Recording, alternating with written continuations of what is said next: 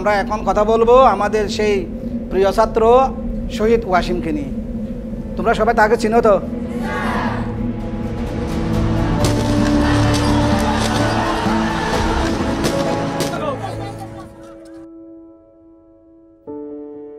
আমি হলো ভালো একটা শিক্ষক হব। শিক্ষকতাটা আমার পছন্দ হয়, এই কথা বলতো সবসময়। তো ওর একটা ইচ্ছা ছিল যে দেশ দেখবো। ও মিথ্যে কথা বলতে পারতো না, মিথ্যে কথা কারো কথা পছন্দ করতো না, মিথ্যে কথা বলতো না। আমার চাইলে আমার এখনো মনে করি চট্টগ্রামে আছে। ফেসবুকে স্ট্যাটাস দিছিল যে সাধারণ শিক্ষার্থীদের পাশে আমার পানির সংগঠন, আমি এই পরিচয়ে শহীদ হব, এরকম বলে 16 ঘন্টা পরেই শহীদ হয়ে গেছে।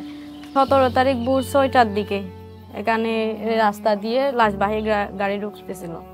ভাইয়া যে শেষবারের মতো লাশবাহী গাড়িতে করে ভাইয়ার নিরন্তর দেহটা যে আসতেছে, এটা বাবাকে দেখাচ্ছিলাম তখন। তো বাবা কিছুক্ষণ পরে অজ্ঞান হয়ে গেছে ওখানে।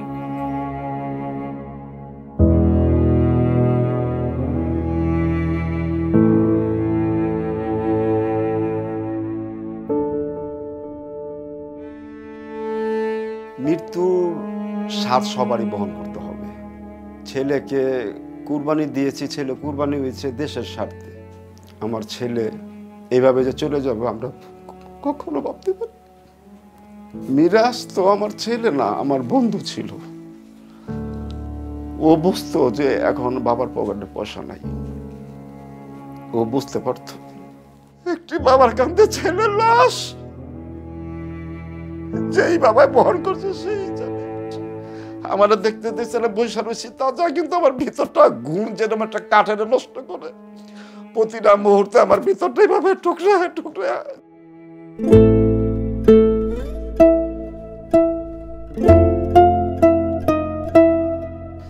যেখানে দেখতে পাচ্ছেন সাদা তীরটা, এইটাই আমার মিরাজ। আর যাতে কোনো বাবার সন্তান না হারিত হয়।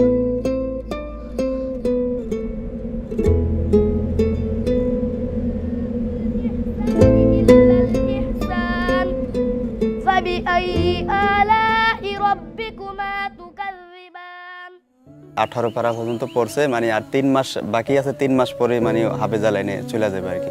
এমনকি যেদিন গুলি লাগে সেদিনকা মহররমে রোজা ছিল, তো মূলত রোজা অবস্থায় আর কি গুলিটা লাগে ওর পেটে। ও একটা বাসায় থাকতো, যেই কয় টাকা পাইতো এটা দিয়ে মানে আমার আব্বা আমার ওষুধ ভরি চলাইতো, আর আমরা যেটা ইনকাম করতাম এটা দিয়ে সংসার চালাইতাম। খুব ইচ্ছে ছিল মানে বাবা মারে নিয়ে হজ করতে যাইবে, এটা খুব ইচ্ছে ছিল। কতটা তুমি হারালে বন্ধু, কেঁদেছে অন্তর। জানো না তুমি হারাবার ব্যথা, জানে পলাশির প্রান্ত।